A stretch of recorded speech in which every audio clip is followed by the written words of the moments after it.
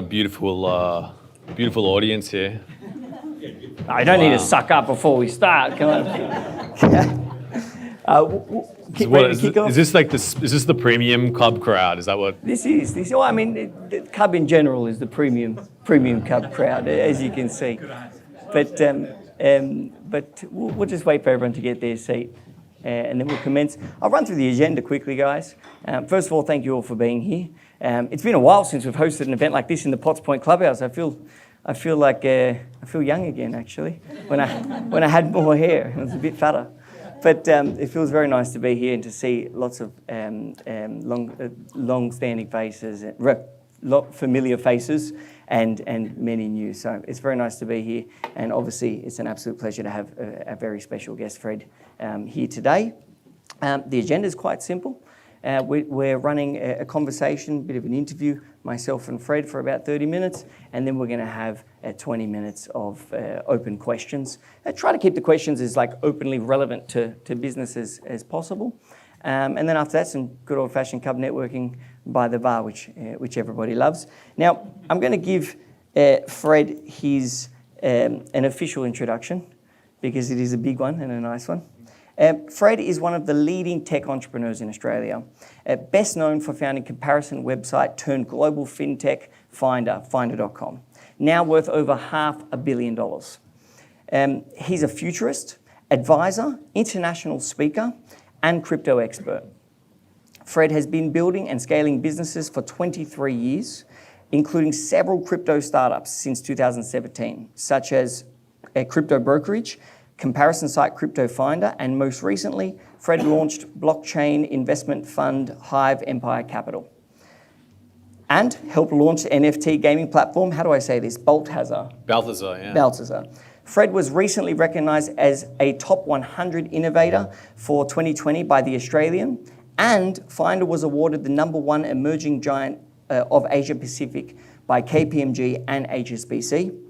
Last year, Fred also published a Amazon #1 best-selling book called Go Live: 10 Principles to Launch a Global Empire. Is that all you've done, or? I'm still a work in progress. Anyway, can we give Fred a round of applause, please?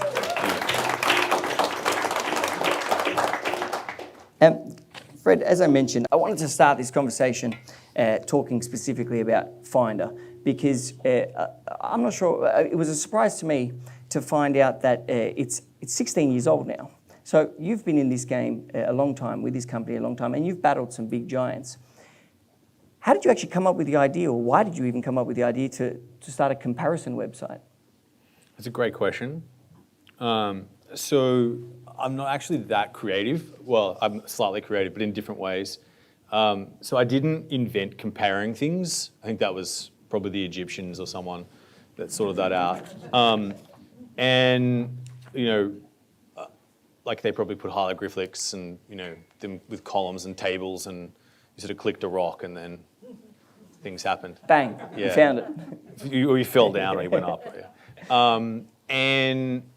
So I just basically, I had this methodology with creating businesses, and I would put it more closer than a sniper rifle to, much closer to a shotgun, where I sort of shoot a lot of things out, and some of them stick and most of them don't. Most of them don't, let's put that way. Actually, most of my ideas are terrible. They start terrible, actually horrendous, and then they get terrible and then average, and then other people that are much smarter than me come and go, hey, that's actually got some legs, and I go, does it? And then we go on from there. But having the faith to keep going is really what I'm pretty good at. And what happened was there were 12 ideas we had an agency. We had literally 12 ideas on A4 paper. I'd say a paragraph, maybe 2 sentences of here's the idea. And we laid them out on the board and we shuffled them around, and we chose 5 of them that we voted on as being the best, and Finder would just happen to be one. That's not to say that these weren't relatively, some terrible ideas, some okay, but I'm not saying, I think I just tried a lot of businesses, and I'm prepared to do a lot of cycles really fast. I think that's, there's a really good chess player. I don't know if anyone's a chess player at all. That's probably a loose not a chance of anyone probably doing that. I think we do. Someone posted in the Cub app the other day they wanted a chess club. Okay. I used to be the captain of the chess team, which is kind of weird. But I watched the GMs play. There's one guy called Hikaru, and what makes him really strong versus other grandmasters is that he's prepared to do like an extra level of calculation. He's prepared to go when you get tired and you're doing the things, and he just goes and does those next levels. I'm prepared to stand up and fail and go again and again and again. I think that's my only key skill. And I mean, resilience being one of the most important things in business. And 16 years in business is an incredible success story. How long did it actually take Finder for you to feel like, oh, I found it, you know, like it's here, we're making money, or even not even money aside, like this is working. Yeah, I've got a team, I've built it, I'm feeling confident about the future with this business. Well, in the beginning, we had a WordPress site. Actually, Finder still runs on WordPress. So 6 to 10 million visits a month on WordPress, which is you really you can take open source software and really push it, and it's amazing what you can do. And we put it up. Actually, so just those 5 sites. One was a Sudoku site. That didn't work out, by the way. Mother's Day presents, that only happens one time a year. ChristmasDay.com.au I think was one, and that again one time a year, not the smartest. We had a poker site. Actually, there was a few others than that, but afterwards I couldn't resist. And this is something I talk about a lot. Is you got to take the ideas, see what gets some traction, and then just refine down and focus. I guess Finder for 16 years is probably that best example. But I think that a lot of those ideas, the credit card Finder is actually what it was called. It wasn't called Finder, it was called Credit Card. And we didn't own Finder.com. We didn't own Finder.com.au. We bought those. Okay. But we got some traction. How much did that cost, out of curiosity? So Finder.com cost $300,000 US. Oh, wow. That's a lot of money. It's a lot of money as well for a self-funded company as well. Yeah. And speaking of funding, you only just raised for the first time, which is kind of weird. Yeah, 16 years seed funding. Yeah, back paid. Yeah, a couple of tests, MVPs. But why? So why, if you hadn't raised that in the first 16 years and you have achieved this huge amount of growth and success as a business, why did you raise now? And why did you not think of raising prior? Did you think of raising prior is probably where I should start with that. No. Okay, so why now then? So I guess I have this theory about a business in the beginning, and maybe I just come from a strange set of principles or ideas that I try to make a $1 of profit. That's my first goal with any idea. And when I say a profit, I mean you pay yourself, you pay your taxes, you pay everything. I mean the whole kit caboodle. And I tend to take an idea and boil it down to a very, very small use case. A very small iteration with a certain customer. And, Credit Card Finder was just literally one vertical, credit cards.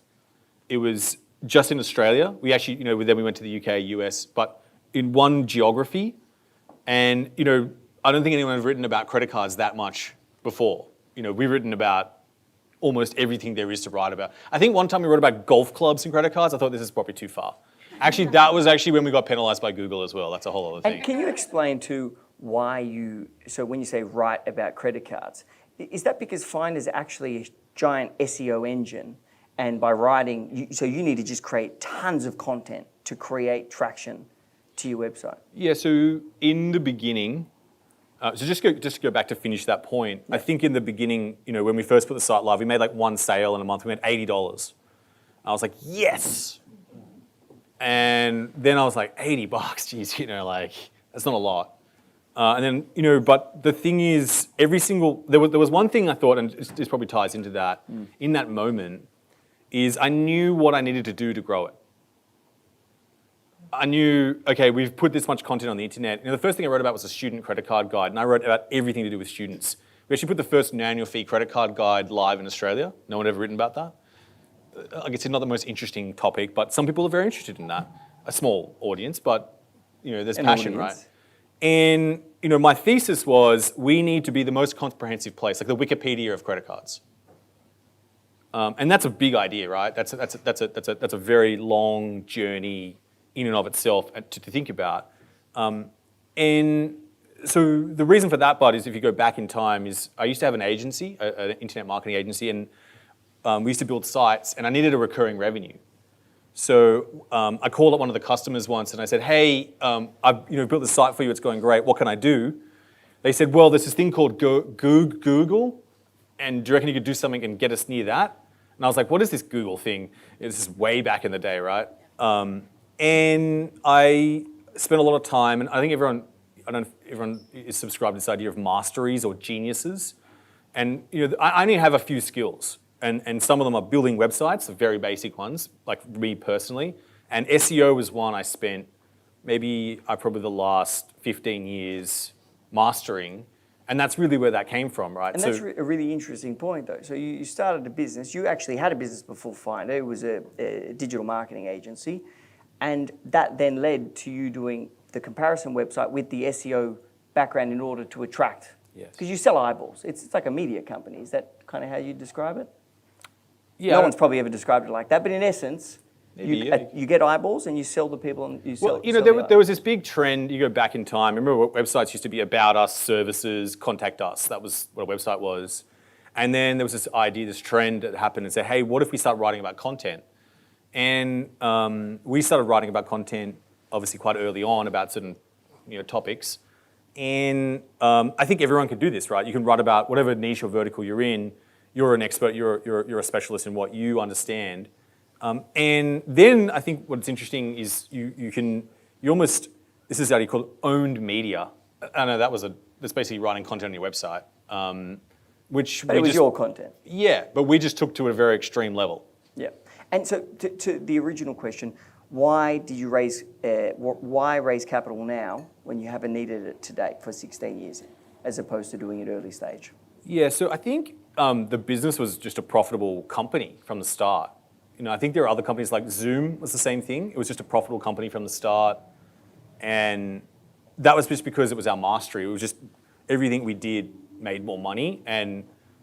So I just kept and made sure it were very disciplined budgets. And we just kept making a profit, every year from the start. And so I didn't really think, I should go and raise some money and speed it up. But I guess now we hit a point last year where I think there was a lot of value in getting much bigger, much quicker. And I think that's that idea, right? So what's the trade here? Like if this is how I think about capital allocation or getting capital. There are 3 ways to get capital. The first way is you can raise money for equity. The second one is you can get debt. And the third one is cash flow. So you can reduce your costs and make more cash flow, and that piles up. And so my way of raising money from the beginning was cash flow. We kept everything really frugal. We had a tiny office, and we all had really good computers and good chairs, but it was a dark, pitch black room. No light. Yeah, like Jeremy had cooked kangaroo steaks in the backyard, back room, and it was a rough place. We only got an office that's actually decent maybe 4 years ago. Like everyone very closely packed together. And so we kept. That's how we raise money. Yeah, that's what I'm saying. And there's a lesson in that. It's that you don't have to, because it's quite trendy as a tech startup or a tech company, particularly these days, to go out and I need to go raise capital because I can't do it without it. But the story of you guys is that, well, no, you don't actually have to do that. You can create great cash flow or great profit by watching your costs, your expenses, and reducing that. And do you think you're in a better position? Was there a disadvantage to not raising the money, or do you think that was just an advantage, raising money early? You can't go backwards. That's tough to do. I haven't quite invented a time machine, or I don't know if anyone else is on that. You should get on that, by the way, Daniel. Someone should. Oh, you look like you had started. Oh, I'm working my way through it, but. And because of that, you can't go backwards. When I look at that, I feel I made the best decision in the time with what we had and what I knew. I do think that there's a business in the US that does very similar stuff to us that I think probably if we were there faster, we would have done better. Sure. I then I probably wouldn't have owned. If. Yeah, and we probably wouldn't own as much of the company, but. Yeah. And when find out how many staff roughly are there now? I think it's about 350. Okay, that's a lot of people. It is a lot of people. Yeah. There's a lot of beautiful people here, but as well. How do you manage? This is a great that many company people? as well. Thank you, I appreciate it. Yeah. Well, Made up by beautiful people. Exactly. And one of our first members was your business partner, Jeremy. So you guys have been supporting us for a long time. But how do you manage that many people? And how was it for you guys personally, right, to see? I mean, I think it's safe to say we're all struggling at the moment to actually hire people. We did a survey. I think 40% of members said that it's their biggest issue in business at the moment, and 80% of members said they're struggling with it in some sort of way. Clearly he stole them all. But so it's hard to grow as a team, and even when you can find people, it's hard to do it successfully and to grow. To add 5 people, 10 people. When you're adding people at that type of scale, how was that as an experience, and what were any lessons that you took from growing the team and managing them as it got bigger? So I'll try and break that up into a few pieces, and I want to say we haven't got everything perfect as well. We're still learning as well. I'm still learning. I'm in version 41 right now. There's a correlation with my age there and the version control. And I think also personally, this is something probably a vulnerable thing to say, is that I'm not the best person to manage lots of people. I probably cap out at 4. But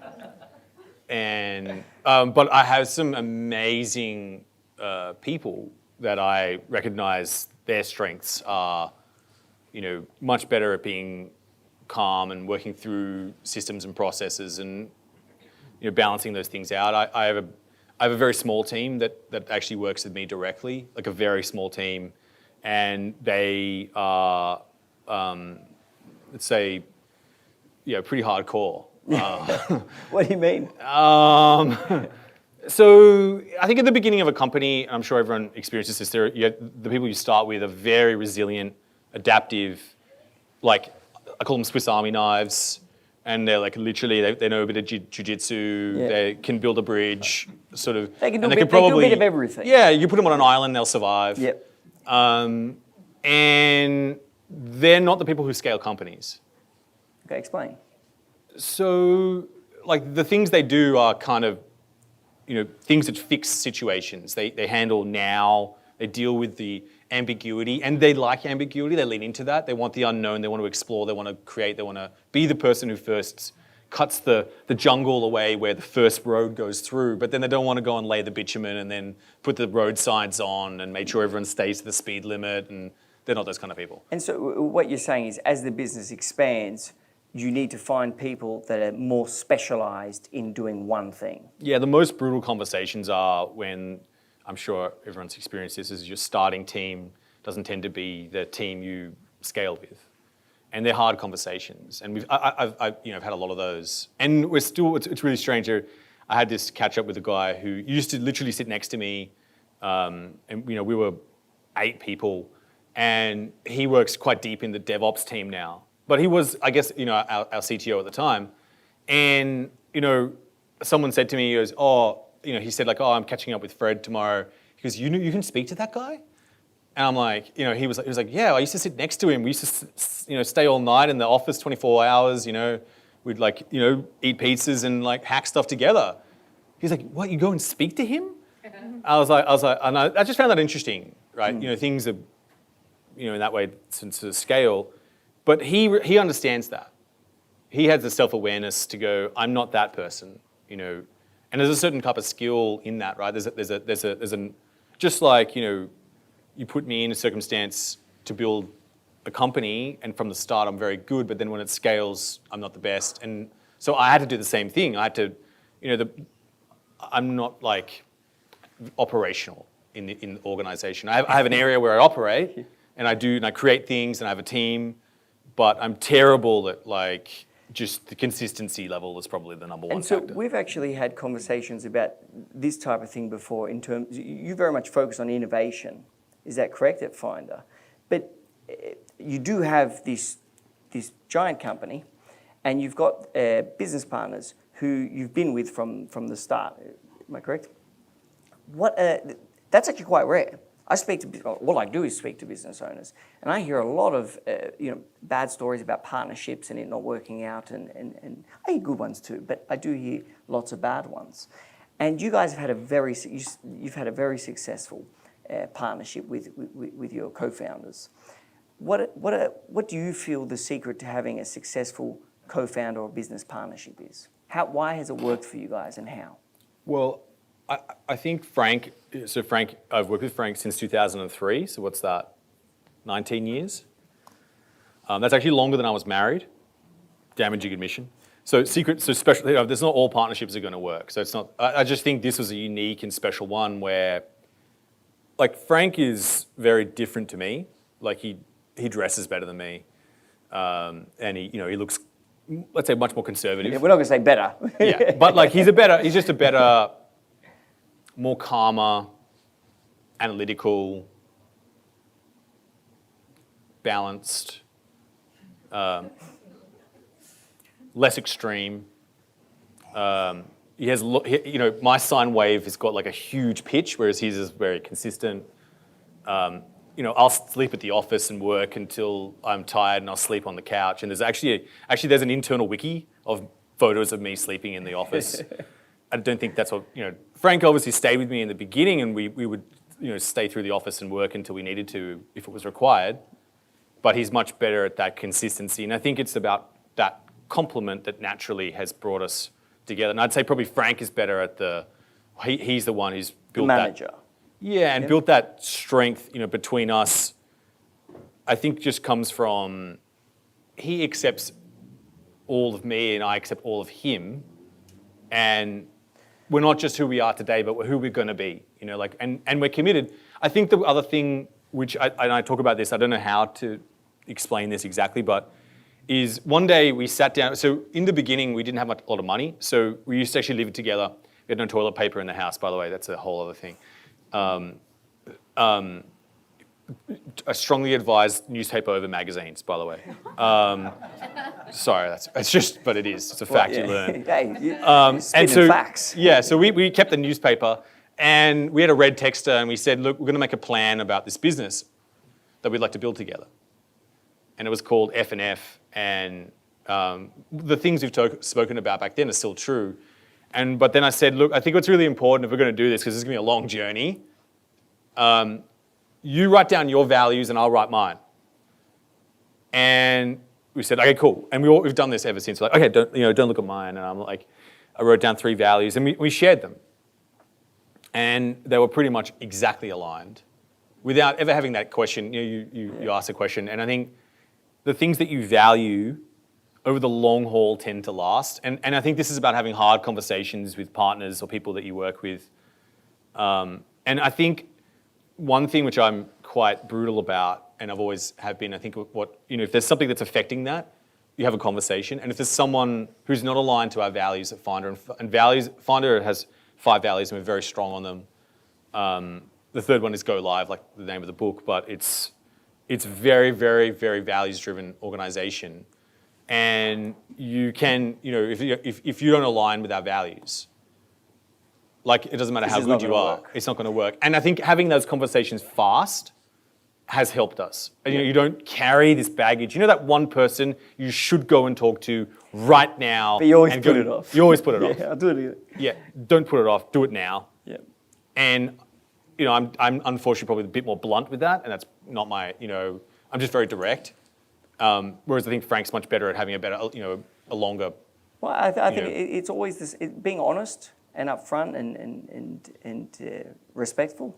It sounds lame, but it's always the best way. Honesty is the best way, and being upfront and always showing respect, it leads to much healthier relationships. And if there is a split, well, at least it was a respectful split, and it didn't have that time to drag on and to get damaged and to get ruined. But did you and Frank have a conversation where, hey, I'm going to focus on this because these are my strengths, and you are going to focus on that? So was there like a clear defined, my role is this and your role is that?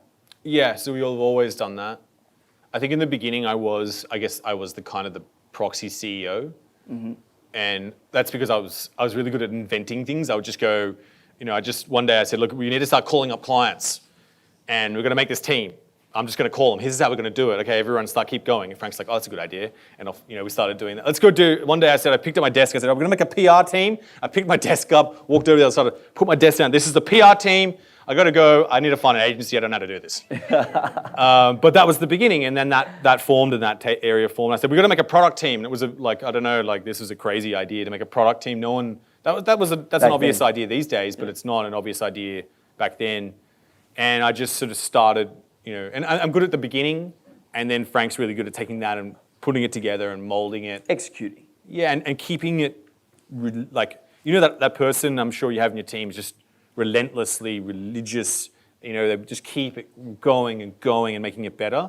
And Jeremy's very good at that. He's very good at scaling that as well. And I think that those guys really combine incredibly well. And then I bring, there's something out there, and I say, look, I think this is going to be really wacky. It's going to, and I sort of introduce this new idea, and they're like, that's pretty insane.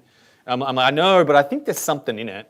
And, it turns out to be cryptocurrency, and that tends to be pretty big, and it helps us a lot. And, or there are just lots of ideas that, I just keep inventing. And I think, I don't know whether I'm the inventor or the universe has this idea out there, and I, by chance, just so happened to stumble on it. And then, I tend to put my own money up and, give it a try and have a little nibble. And sometimes it's poison grape and sometimes it's pretty good. But I think what you're describing is very clear roles for the partners, and everyone respects each other. Everyone knows what each person's strengths are, and that works.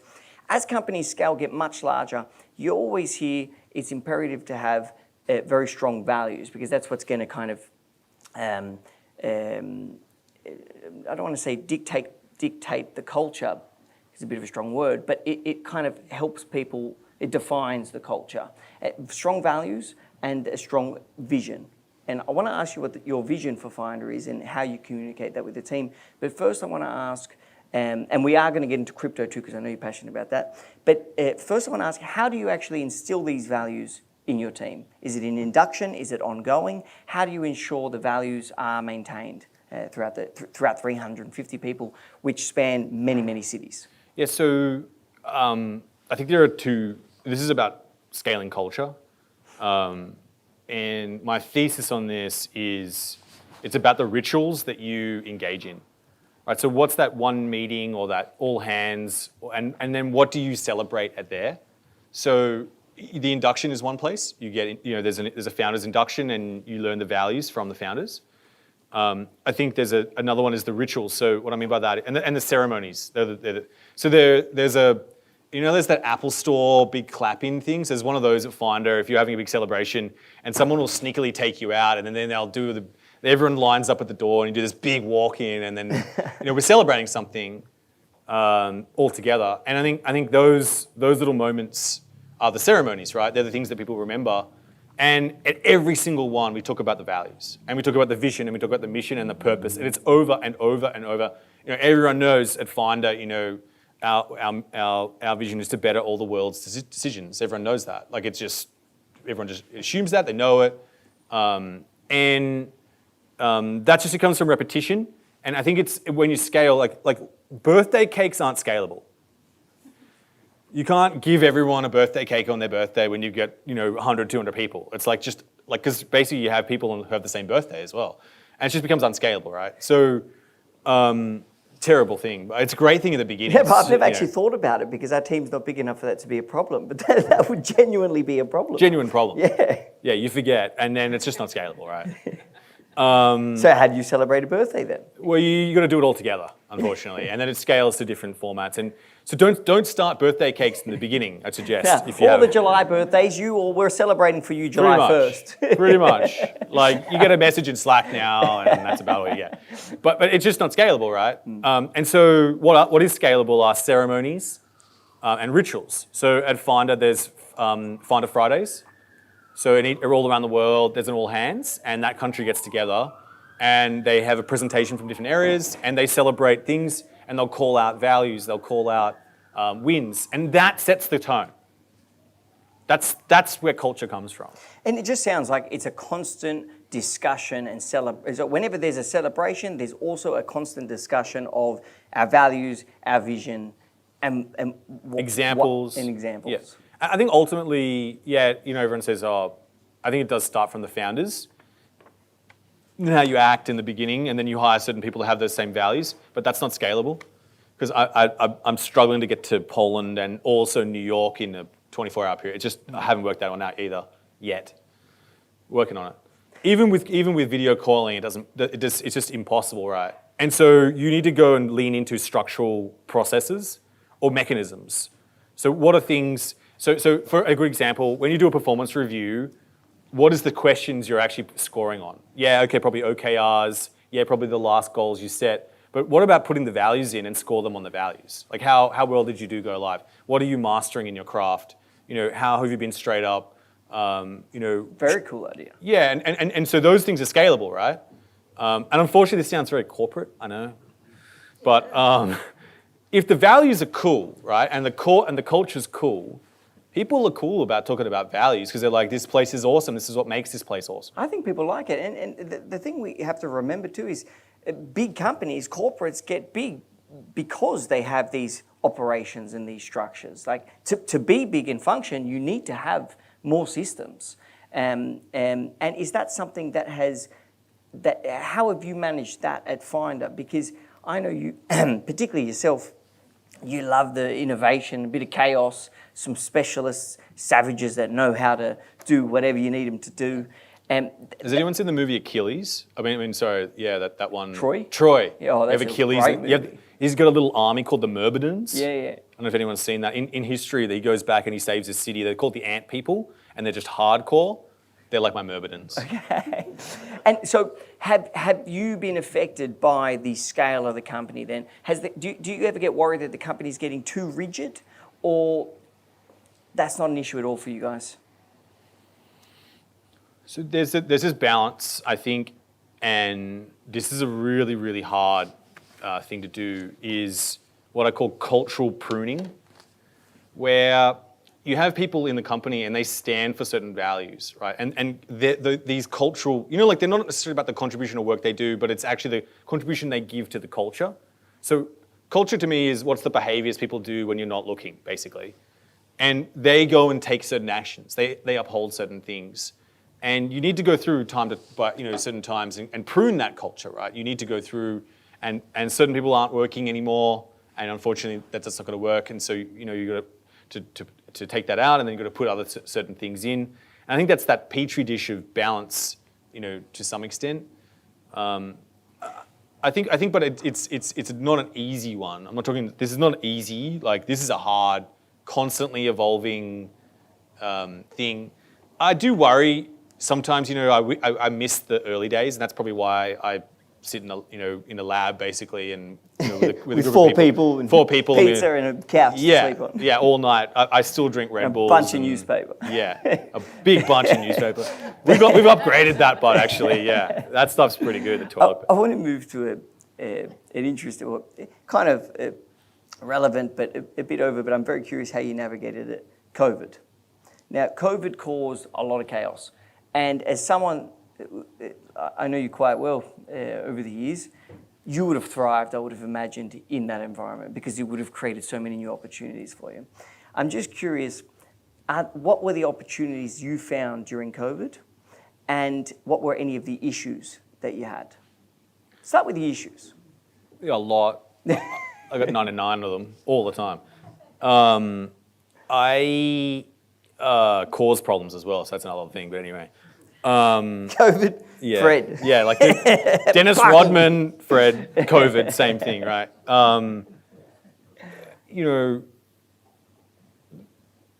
I think that someone, actually Jeremy said this to me.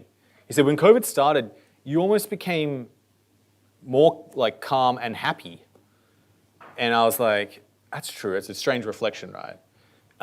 One, I stayed at home for once, which was very unusual. It was a fascinating place. I hadn't spent much time there, and that was kind of cool. But I also realized that, and I think this is probably for me, and this is probably a bit counterintuitive, that I haven't seen opportunities like that before. Whole industries stop. Planes stop flying. People stop moving. New behaviors start forming. That's like for me, an unbelievable amount of opportunity.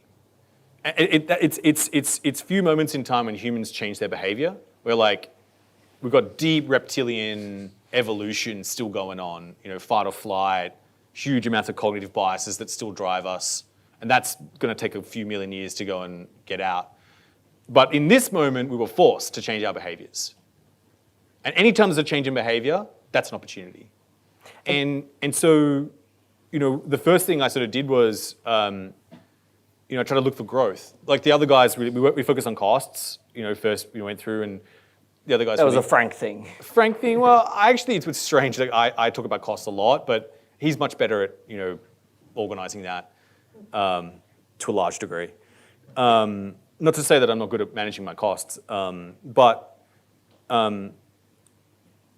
he said, "Look, Fred, focus on growth, because we're going to lose on the top side," and our revenue dropped dramatically. In credit, travel, our whole travel, we shut down our travel insurance comparison. That was a good business for us. Whole travel comparison closed. Less people drove cars. Car insurance was down. Less people got home loans. Less people got credit cards. They weren't traveling anymore. There's no travel credit cards, no travel cards. So we had a massive gap on one side. And then what was unusual, Jeremy came up with a lot of growth ideas, and he said, let's write about what everyone wants. So the number one page on Finder was how to buy toilet paper. And I'm talking, for months. Wow. Oh, months. Yeah, I love that page. Yeah, I was like, there's an alternative. What does everyone do? And so one weekend, I called up a friend and I said, what are you doing? And he turned on his video call. He said, I'm boxing hand sanitizer. I'm like, bro, this guy was not in the hand sanitizer business. I'm like, what are you doing that for? He goes, this is going to be huge. I'm like, all right. Can I sell some? He's like, sure. And we set up a deal. He said, have you thought about marketing? He's like, no. I was like, all right, let's do a deal right now. It was just literally an over-the-phone deal. I said, I'll put you on the site on a hand sanitizer page. We'll sell some for you right now. Literally sold 10 grand in an hour. Like, that's traction, right? That's that product market fit. It felt like the beginning of Finder again. So and then I went on to face masks. So people couldn't buy face masks, especially in the US. It was Amazon shut down their site, so you couldn't buy, and because they couldn't tell the quality control. Whereas we could go out and we did the unscalable work, where we went, this is actually the person who's legit. They're actually going to deliver the face mask. They're actually going to send you the hand sanitizer. You're actually going to get. And in America, obviously, it was very different, where it just carried on, right? No one stopped as much. They just carried on their life. They needed the lockdown like our lockdown. No, and they needed the mask. They needed them. They were like, I need this to operate my business, like to carry on and conduct life and commerce. And so it's a different situation. And that business was obviously came and then went, and then got into rat tests. That was big. But so you took advantage of all even if they were shorter term or smaller or whatever they were, you found ways to take it to find wins in a losing environment, which it was for a lot of businesses. You were still looking for. You guys were even having some losses, as you mentioned, but you had where are the opportunities mindset. And I've spoken to so many people about COVID, and some of the smartest people I know have all said, I just focused on finding what I could do to make us stronger in this chaotic time. And that's just kind of what it sounds like you did. I want to ask you a question. I had a few failures as well, big ones. With COVID? Yeah. In the interest of time, because someone's going to wave their finger at me soon. Okay. In the interest of time, I want to ask you about how you're managing. I want to ask you about the employment situation, how you're managing work from home and what you think about it, and especially the tech world, how you're finding and retaining A grade, top talent. How you're finding and retaining top talent. But let's start with work from home, your feelings about it, and how you're managing it. I should probably take a very controversial view. I don't like work from home. Everyone knows I hate it too, so it's not controversial. Okay, all right. And I think that's because there's a large amount of cost in companies that, and also extra discretionary effort and creativity innovation, it's all the little conversations that happen in between is completely lost. Like it's very hard to have a Zoom call. Say we're all on a Zoom call right now, and we were like we were talking, but we'd be talking. We can't talk at the same time. We can't. There's no nuance. You can't see me really, and you can't feel what I'm saying, and so I think creativity is lost. And I think if you look at most companies right now that have all gone fully remote, show me a great product they've launched. One. It's a very good point. I don't see any innovation coming out. I think we're stagnated on innovation. What's new right now? I don't see anything new. I just, like Bitcoin's new, kind of, but like things just haven't, nothing's progressing because we've gone to this cycle, and this is probably very controversial, but I'm going to say it, we've gone to this cycle where we fit work into this 4-hour window or 2-hour, 3-hour window of concentrated work that we used to do, at the office. But all the other work and time we spent there was actually ideating, and it was actually extraordinarily valuable. Or bonding. Bonding, and I think the other word which I'm hearing constantly is context. We're not communicating enough. What are you talking? Like there's so much Slack and videos and recording. It's just that it's too much work. Whereas if you can passively get that from being in the office and probably there's people who have very strong views against this, and I fully embrace that as well. So, but my view is that if you want to progress in a company, if you want to push forward, if you want to be the best, go and be with the best. Go and sit next to the best. Go and associate with the best. That's what Warren Buffett said. You're basically a product of the associates you keep around you. And I think if you don't fly with eagles and you hang out by yourself, that's great. You get into this great echo chamber of your own self, and that's fantastic. But go and hang out with some other great people like this. Like everyone here is doing that exactly, right? But I mean, like literally, like many ideas come from people bump into other people and they talk about other ideas, and so yeah, I don't think it's great. Well, and there's obviously multiple views on the subject, and a lot of people love it. But if there's one thing I've learned, particularly on the podcast. The team always tells me on the podcast, stop talking, stop saying you don't like work from home. It's not good. We're not going to get good talent to join the company, and blah, blah, blah. But there's one thing I've learned from the podcast is that there's no one way to success. There's great companies that do work from home and do tremendously well. And obviously there's great companies that come together in the office and do very well. A point that I think could get lost, maybe not in smaller businesses, but in yours, and that's why I'd be curious on your answer, is when it's in the tech world, everyone's getting paid great money, right? It's a highly paid industry. If they're not at the office and they haven't got those really, when people are friends in the office, you go to the office, you like going to the office, you want to hang out with people, they have to be like your friends because you're with them most of your awake hours. If they don't have those social connections and bonds, what is to stop them from leaving when someone offers them slightly more money? Because, I can still work from home. I'm not really losing anyone because I'm not used to seeing anyone anyway. And Matt, I'll have a bit more money so I can do what I want. How are you retaining your talent, or is that an issue for you? And what are you doing to retain your talent at the moment? I know you also have a very strong team, so I want to make sure that's very clear for everyone. I think it is a problem. I don't think any company is quite adapted to this. I think that this is really brutal, but it actually comes down to the work. And it means that you have to make even better decisions about where you allocate capital and what projects you do take on and what projects you don't. Because people are going to be in these isolated echo chambers. So capital allocate. So I think there are two jobs of a CEO. One is operational excellence. In other words, make the company run really, really, really well. And the second job is what project do you do and which project do you not do, because everyone's got limited resources. Like even though yes, you could look at finance and say there's lots of resources there. Like even we've got more projects than you could possibly imagine and ideas. And we only get to choose a few.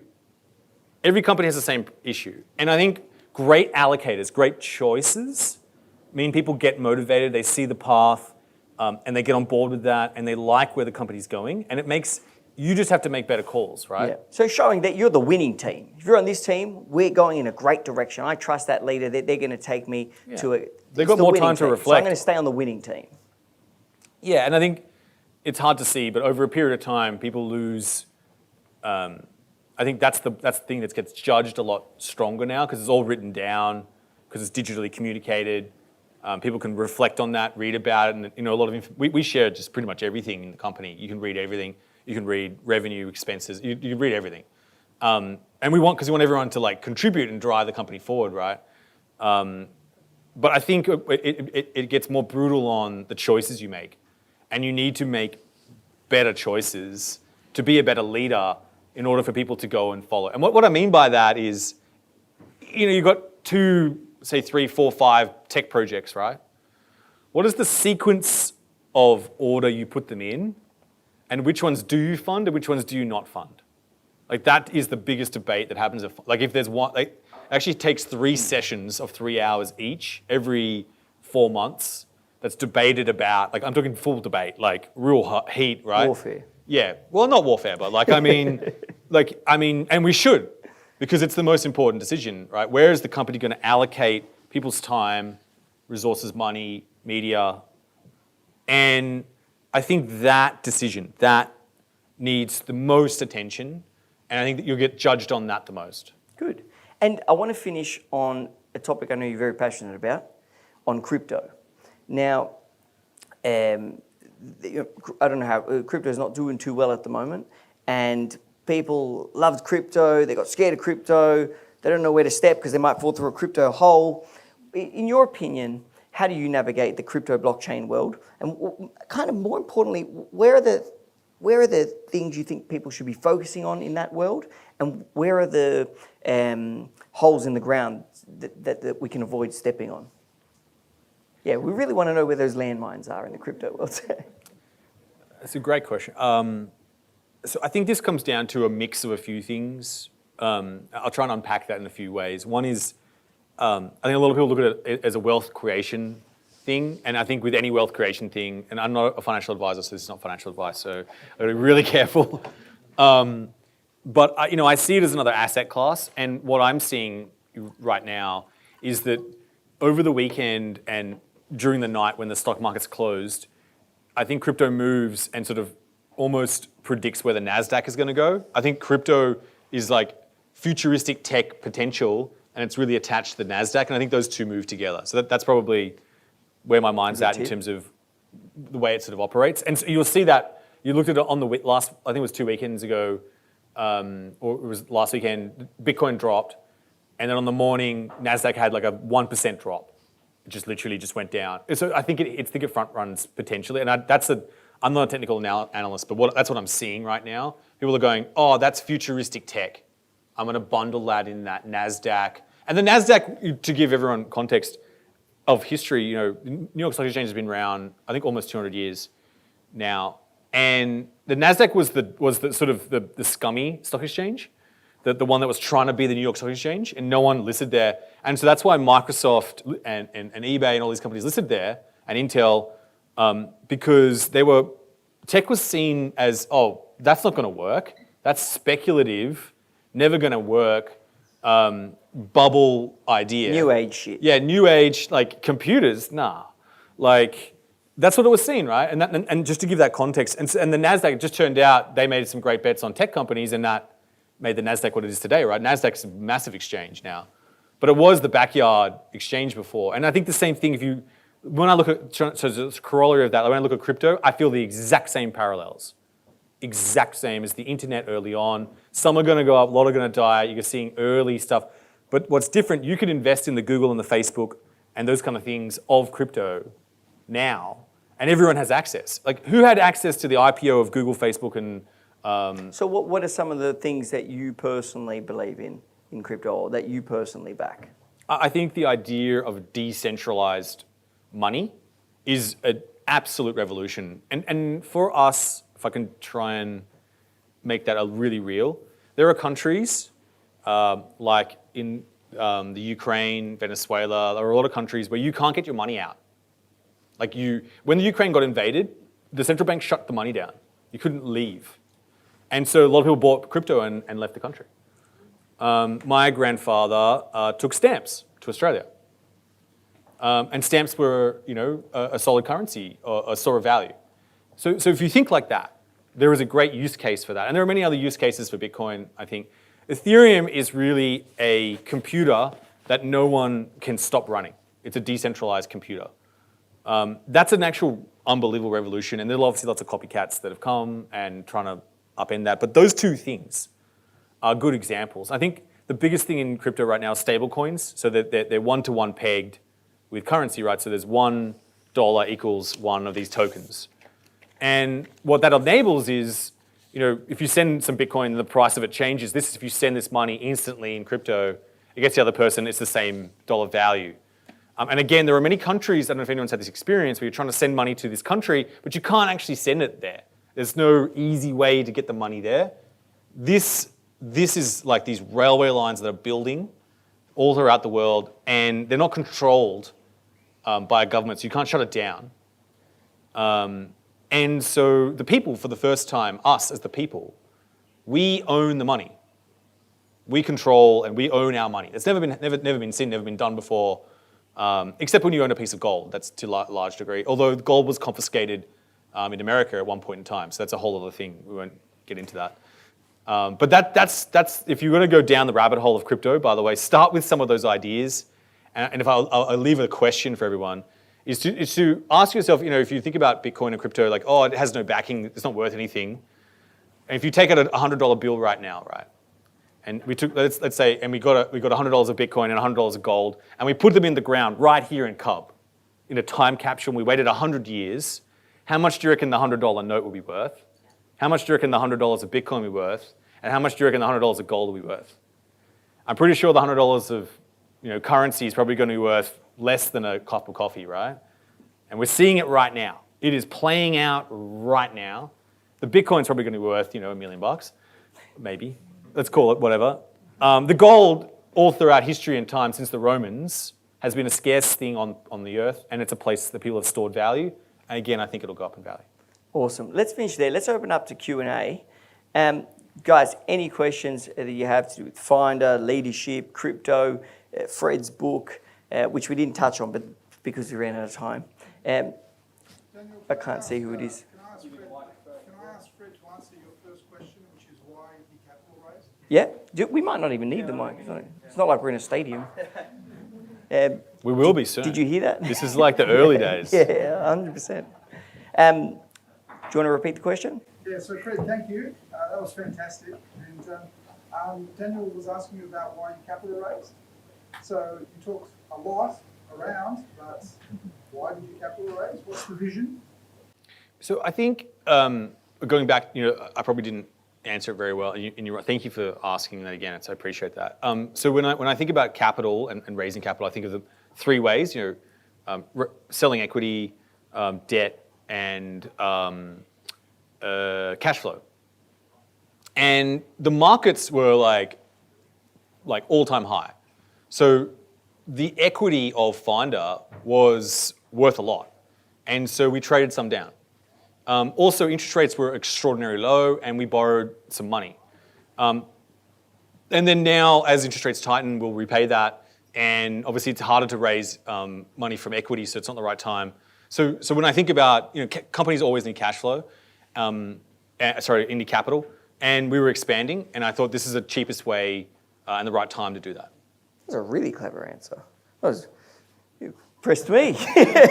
I'm sorry I didn't answer that. You took advantage of the situation the best way you could. I absolutely love that. I'm sorry I didn't answer. Please.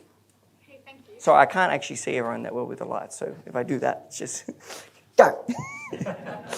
I really like the explanation about the army knife at the very early stage.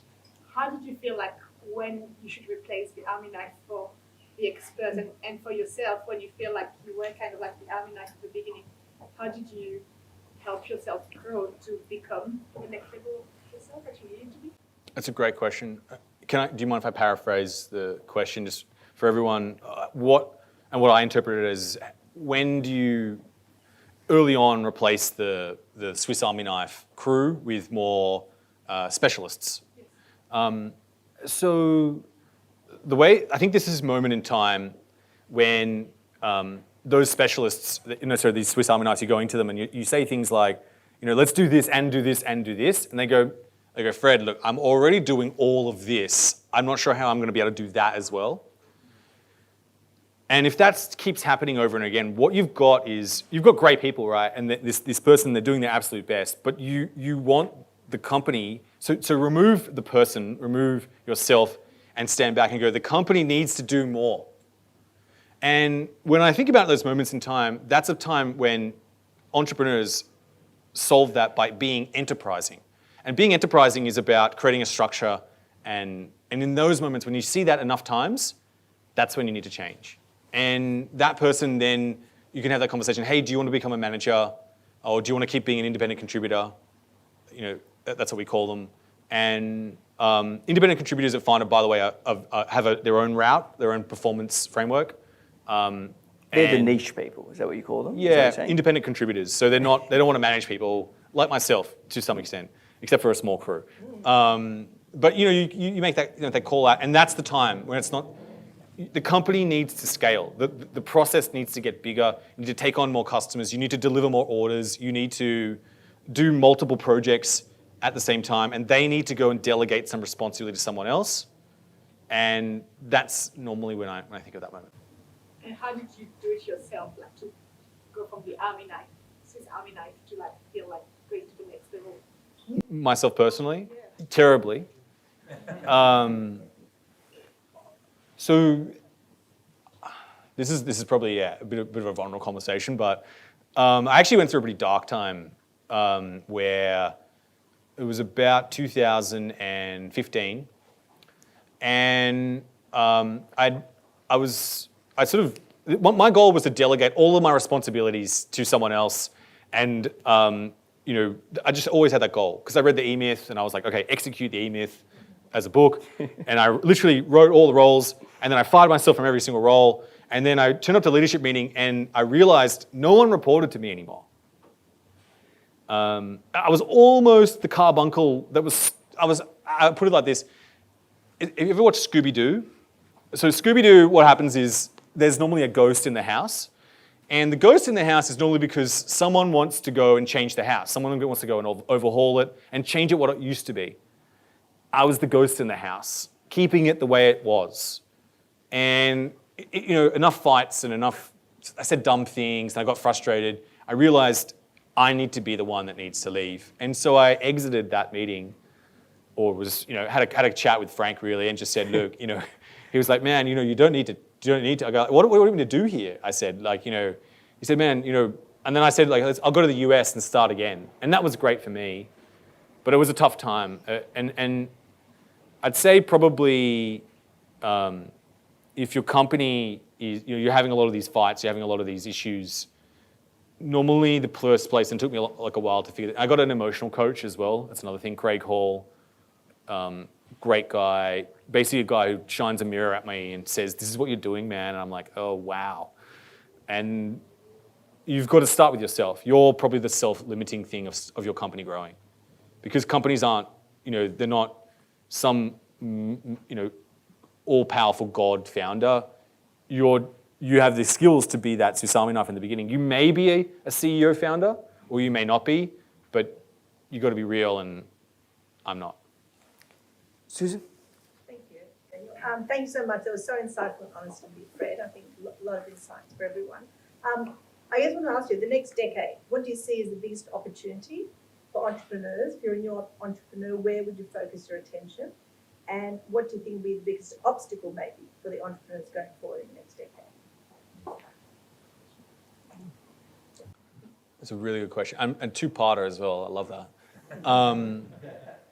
So, I think when I think about opportunities, I have this theory right now, and it's sort of brewing, and I don't have all the data points on this, but I feel innovation is stalled. And that's because I think of this remote work thing, I think is doing it, everyone gets into this cycle and this routine, and you have all this space, and then you condense it down, and nothing, I don't see the innovation right now. I don't know, and maybe this is brutal, and forgive me if anyone, again, I don't mean to offend anyone at all, but I do think there are innovations happening, but I think creativity is the last source of alpha, right? So what I mean by that, and this is one of my thesis, is that robots will proceduralize things. AI can eventually proceduralize things. It can obviously make music and stuff like that. But there's a certain degree of creativity that a human has. It's an incredible thing where we tie things together. And I think that's where it's going to go. Like, so if I was an entrepreneur, this sounds unusual, but I would try and invent something. Now, what I mean by that is, this sounds, again, forgive me if this is outrageous, and it's probably obvious, but for me, it's not. And there are two types of innovation, I think. One is incremental. You take something, and that's what Finder did, right, to a large degree. We took a business and we made it bigger, and what we did is we made the Amazon, and we're continuing to do this, the Amazon of comparison, which compare everything. I think you can compare hairdryers, you can compare space flights on Finder. There are 7 ways to get to space, by the way. And we're still comparing things, and you'll never stop comparing things, right? That's what makes it a good business, but we obviously have a number of key processes and things that make it really, really amazing in some sense. But I don't think we broke the mold or did anything truly remarkable. But we did execute it damn well, and we continue to do that. And we serve our customers really well in that sense. I think, but where the gaps are is now we need some giant leaps forward, which is the second type of innovation. So I'm talking, the labs and taking science and taking deep, areas of expertise and taking leaps forward of new products and new ideas and new ways of doing things, because I feel like we've got into this routine and we're kind of bored. I think we're ready for some new. I think that's where the gap, the opportunity is. Like, introduce something new right now and people go, oh, it's new. Whew. This is like, because we're getting into, I don't know if everyone feels this as well, but maybe it's me. There's this, you feel this cycle and you get into this routine and it's the same. Yeah, there's a couple of deviations, but right now, the work from home makes you go in these unusual loops, and I think people are craving new. They want to solve new things. The other thing I think is interesting is to look at new behaviors that have remained. So I'll give you a small example. I think decluttering is a booming industry. There's too much stuff in our house now. We're like, I'm done with all this stuff. Get rid out of here. I've bought everything, and now I want to get rid of it all. And so decluttering is a good example. And I don't think that behavior will stop. In fact, I think that's a growing industry, and I think it's something people need products to solve, and I think it's another one.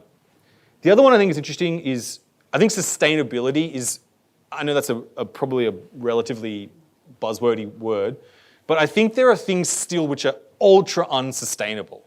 Like, we just pick stuff up and we just throw it away, and we haven't really thought about it to a large degree. And everyday items you look, like garbage bags and things in your house, like, there are a lot of things I think are still extremely unsustainable. And I just want to flag the trend for me in that, if I'll boil that down a little bit more, is instead of things being disposable, like we buy quick things that are cheaply manufactured, but they do the job and we throw them away, I think people want long-term, they'll pay a higher price and it lasts for a long period of time.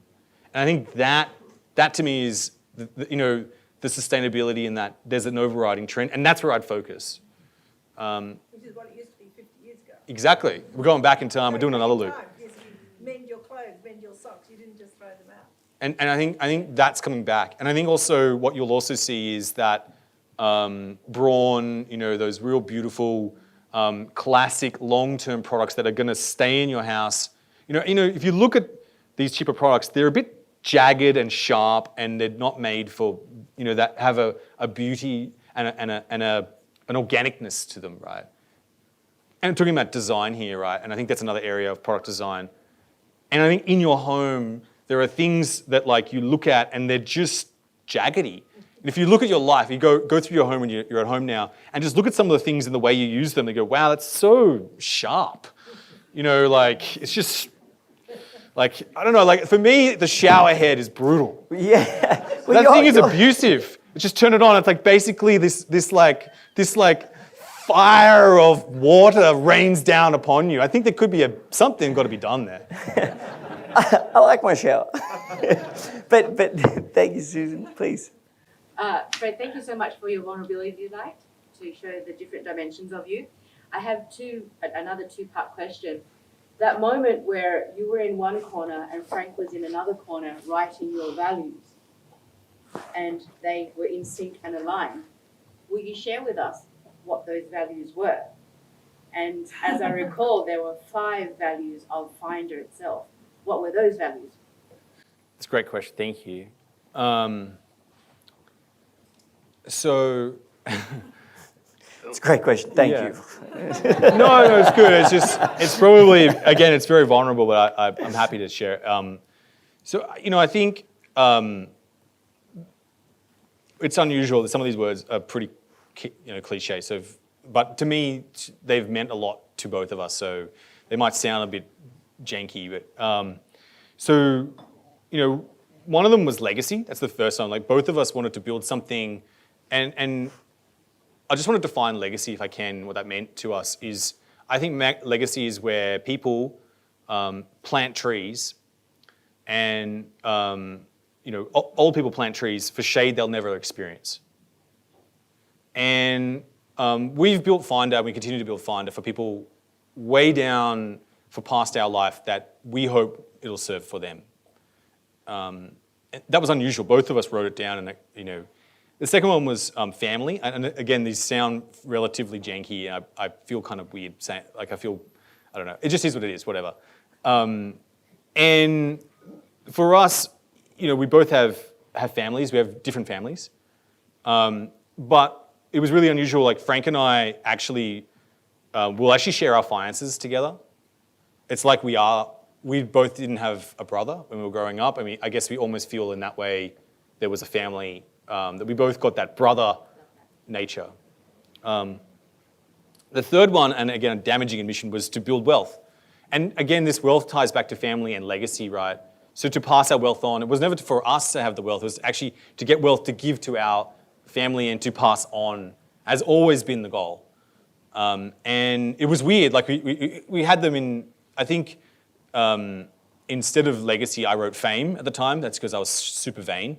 And but I realized as I got a bit older, I didn't want fame. I just wanted legacy. I wanted to create something and plant trees for people for shade I'll never experience. I want to be like Hewlett and Packard. I've been to their office in Silicon Valley, and their desks are still set up, and they honor that. The people at Hewlett and Packard honor Hewlett and Packard, and they used to face each other and had a little room between the little bathroom, and their desks are set up just as they were in this little garage. They honor that, and because they created a legacy for other people to create wealth and to bring these great products to the world, and I hope that I can do that.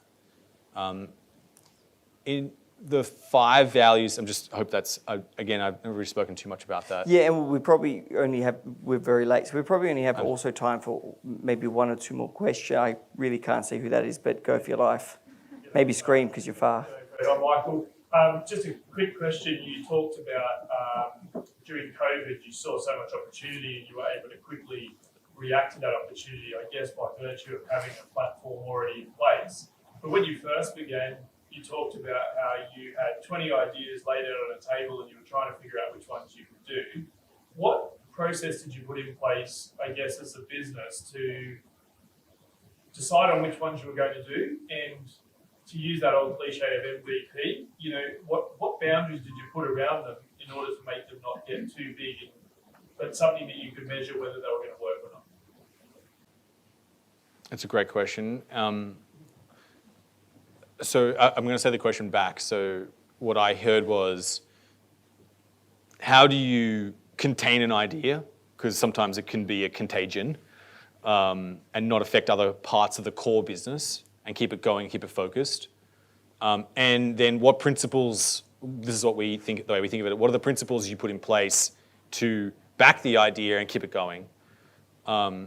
So the first thing is, and this is just our way of doing it, and other companies probably can do it better, is we actually separate it, and we have a separate company for ventures. It's actually a whole other company.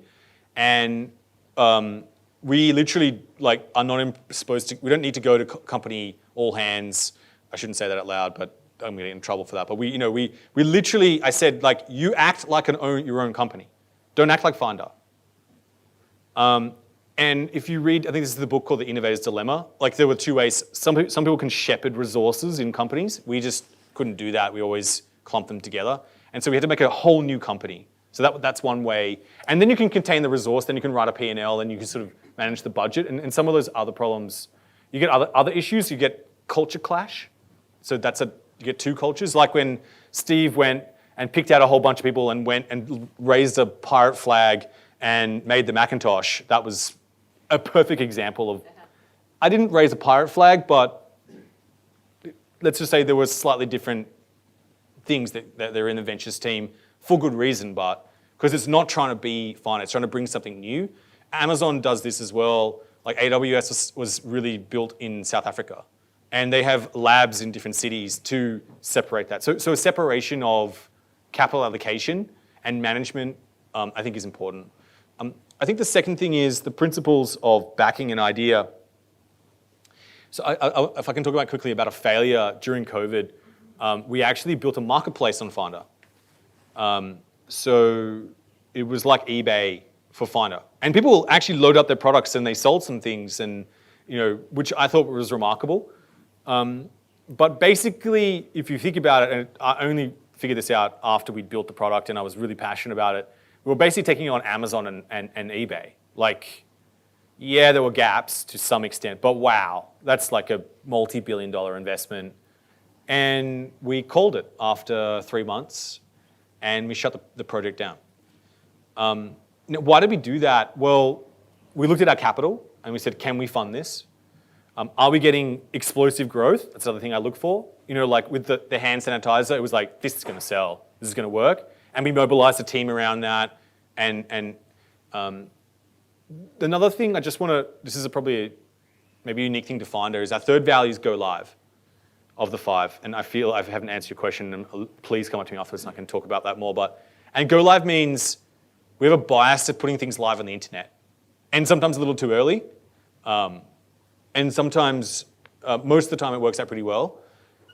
So that's a big driver at Finder. Like, we put things live on the internet. It is like, we need to go live. Like, going live is like celebrated. Let's put it on the internet. Like, let's go. Like, launch the rocket, put the fuel in, test the car, put the helmet on at the same time as we're flying, build the rocket ship as we're going. Like, we love that. I think that's what I'm talking about here. If I was to break this down, is you need to have a conversation about cultural acceptance of new. And what I mean by that is that, most of the new things are going to fail. And everyone loves, this is one of, just another quote. Sorry, Daniel, I'm sorry, everyone. I will stop, I promise. But I just want to share this story, I think it'll help. It's really easy to be a critic.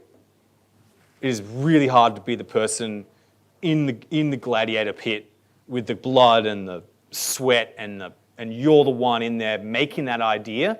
And it's very easy to criticize, right? And hear that critique. And if I can just share, I'll end on this story. No, you don't have to end. Is Serena Williams, a great tennis player, right? Obviously. But she'll play a match and she'll go out and she'll sit with the journalists afterwards, and the journalists are just trying to bait her to say something. Why'd you double fault here? Are you crumbling? You're about to retire. And it'll get to a point. She'll stop and she'll go, look, thanks very much, everyone for coming out. I just want to flag, none of you guys are actually ever going to play tennis like me. So I'm just going to answer your questions in that light. All right, let's keep going. You're the one making that new thing, and it's hard. And I think that's where ideas, unfortunately, inside companies get shut down.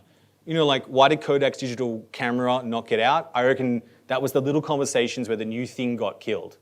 Why did Xerox PARC has still the most amazing innovations, still to this day, and it's hard for it to get out of the tent and out of the missile. It's having that conversation and going, look, we launched new things here and they fail. And I'm okay with that. And I want everyone to be okay with that. And it's perfectly fine. And we're going to put capital behind this. And you go, like, I'm okay if we do something that doesn't work out, because one of these things is. And we're going to keep growing because of that.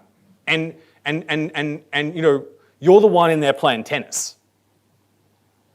Watch me play. And then when the idea really works, you watch the noise of the critique tends to die down, right? And the narrative changes and things like that. But remember, you're the one playing tennis. You're the one, and I think there's a quote, is it one of the presidents of America, the gladiator, what is Yeah, Teddy yeah. Roosevelt, Man in the arena. the man in the arena. That's my favorite quote. Man in the arena. Yeah, so I think Serena really embodied that, right? And I think that's the hard part. And it's not just you, it's your other team. They're hearing that as well. You know, really brutal, vitriol critique internally. This doesn't even work. This makes our brand worse. Our customers are it's like, well, 10 people saw it, 3 loved it, 7 didn't really like it. I don't think it's going to affect our brand. Unless our brand's 10 people. Then we've got a different issue. So I think that's what I mean. It's and you know, I think in some small way maybe it's just myself, but I really stand up for everyone trying to do something new and different and failing, and I'm literally a product of mass failure and just a few really good ideas that were actually initially failures, but I kept going, and you know, I got the scars in the back, I got the arrows, and I got one of those, you know, pioneer rat, you know, the raccoon hats, and I'm going through the jungle, you know, with my myrmidons and just prepared to find gold. And also we fall down a lot of traps and go into caves, but and it's okay. That's okay to be that inside the company, and you've just got to protect that. You are the person that has to stand there and go, you know, like Amazon launched the Fire Phone, put $100 million into it, and it failed. It also put a lot of money into the Echo and sold 100 million units. You know, that's the confidence, that's the capital, that's the man in the arena. I think that's a great lesson for all business on culture and a culture of innovation. We are going to have to stop there. But also, we never clap for Fred for lending us his house for our app launch. So can we give Fred a huge round of applause? Because you're in New York at the time.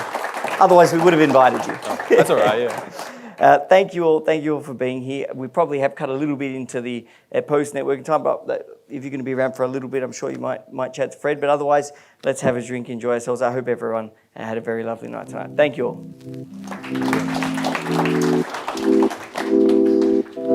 My friend.